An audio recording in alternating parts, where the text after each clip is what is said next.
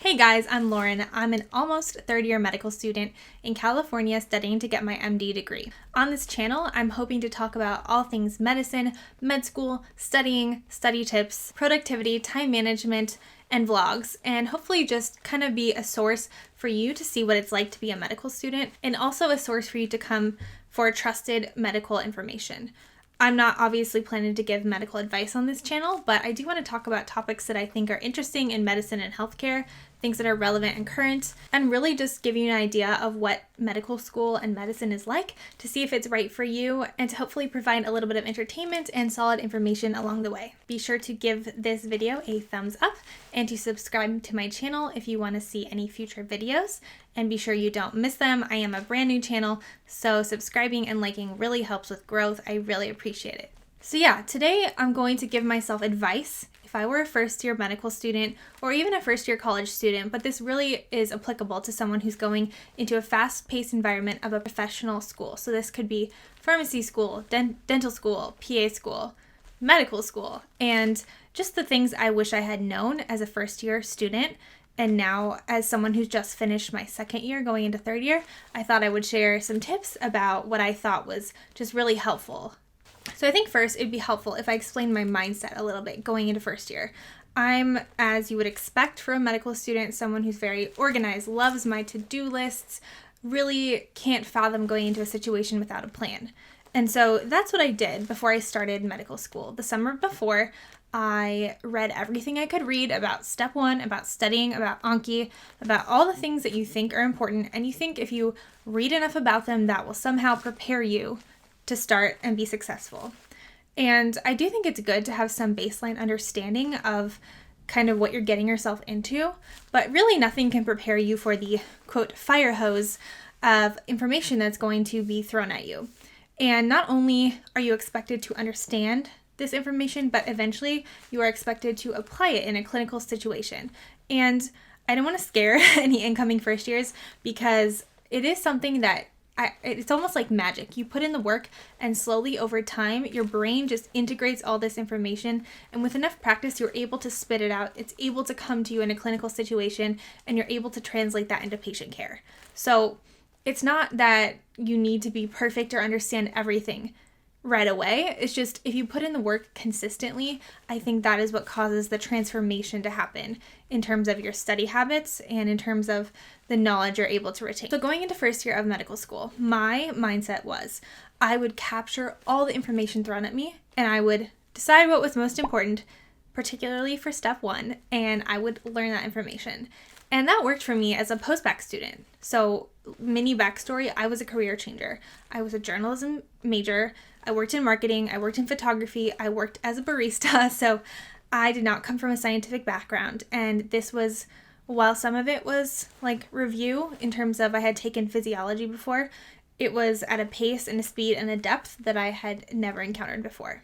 I quickly learned when I got my first 90-slide PowerPoint for an anatomy lecture and was expected to know that for the upcoming test along with dozens of other very long PowerPoints, that there was no way that I could reasonably stick with my current strategy and continue to pass my classes. So what had I been doing? As a post-bac student, I remember reading something about if you recopy your notes and organize them after a lecture, you're more likely to retain the information. And that is something I did. I would take messy notes in lecture, and pretty much all the lectures were required, so I had to go to lecture.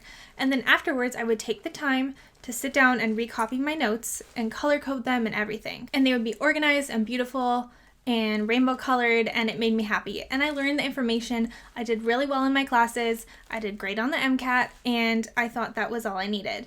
Now, come a few weeks, months into medical school, and I realized that this strategy was not sustainable.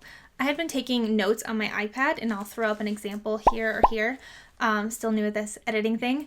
But I would take really beautiful, like handwritten notes on my iPad, and I had the new iPad Pro, the 2018, with the pencil and everything, and it just made me really happy aesthetically, but I realized that this was still not a sustainable strategy. And I would be doing this still. I would try to save time by not going to lecture, and I would listen to lecture at 2 times speed. I would pause it, I would take my notes, I would play, take more notes, and this took me it took me at least 2 hours to do a 1 hour lecture to get through all the notes. So again, as you can imagine, not sustainable. I was barely passing my exams, but I didn't feel like I was really learning the information to the amount of depth that I wanted to. So then I discovered Anki, and I had read about Anki before med school, and I knew the concept of spaced repetition being really important. For those who aren't familiar with Anki, it's similar to Quizlet in the fact that it's an online digital flashcard program, except Anki is free, except for the mobile app. I think on iPhone it's a one-time fee of $25, which is worth its weight in gold, to be honest.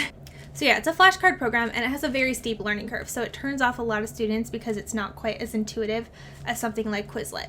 So I finally made the leap because all my classmates were using Anki and making decks and sharing decks. So I wanted to be able to download those decks that they were using, and I realized that Anki did have the superior algorithm over Quizlet, in my opinion, and pretty much all the step decks, the decks for step 1 and step 2, are made through Anki. So these are like time-tested, really amazing, thorough, comprehensive decks that many med students use. For example, Zonki or Broencephalon or Lolnaticop, etc.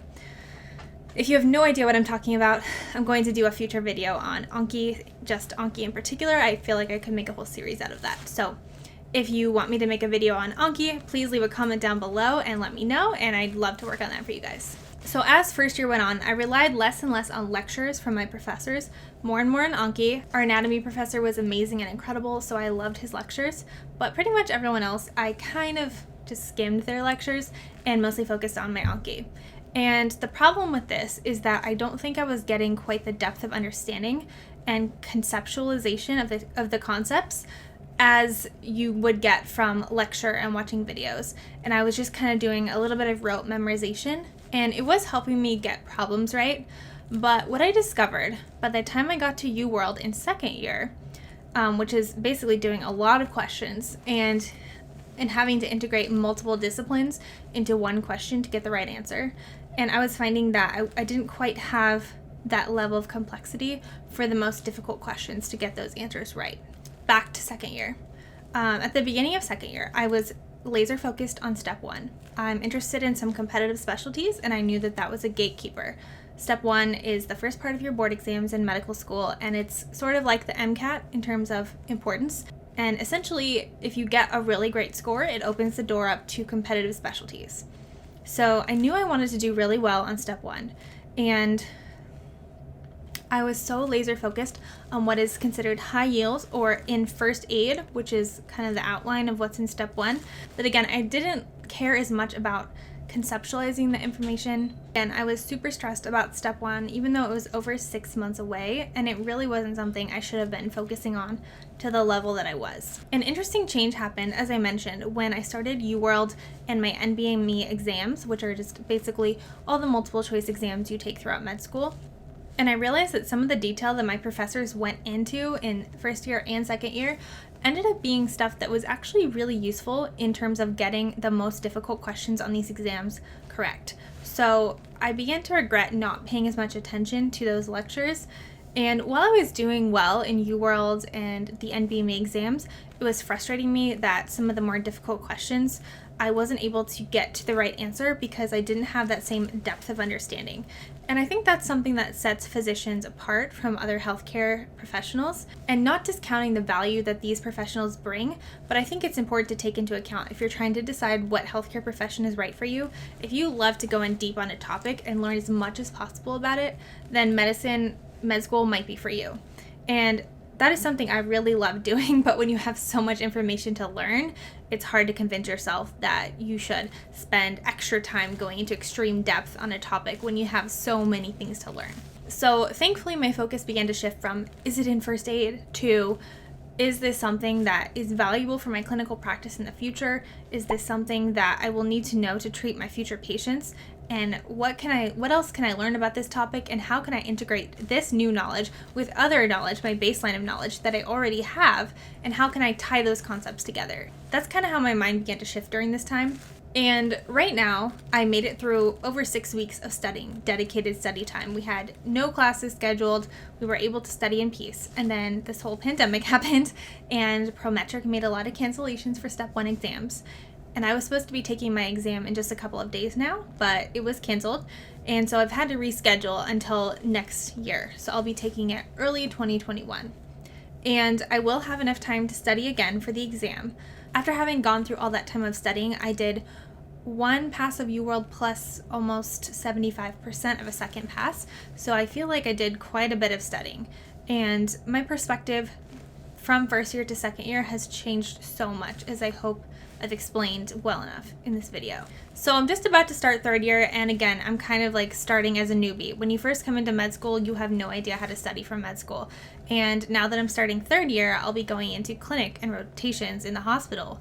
And I really don't know how to study while I'm running around a hospital trying to take care of patients and not make a fool of myself in front of physicians and nurses.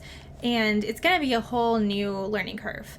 Except I do feel more confident this time because if anything, if I've learned anything the first 2 years of med school, it's that consistency and hard work pay off. And if you believe that you can do it, if you believe you can learn this information, you will. And so I'm really honestly just excited about third year. I do like studying. I am a nerd, but 2 years of just studying on your butt all day, most days of the year, it gets old. So I'm excited to see real patients and work with people and be a part of the healthcare team. I really just can't wait. So I'm planning to vlog what I can, obviously protecting patient confidentiality and following HIPAA. So obviously I can't share any details about real patients, but I hope I can give you an idea of what third year is like, what the schedule is like. And if you guys have any ideas or other requests for third year videos, please tell me below what you'd like to see, and I'll do my best to accommodate those requests. And now, just in summary, I would say MS1 year for me was just about figuring out how to be a med student.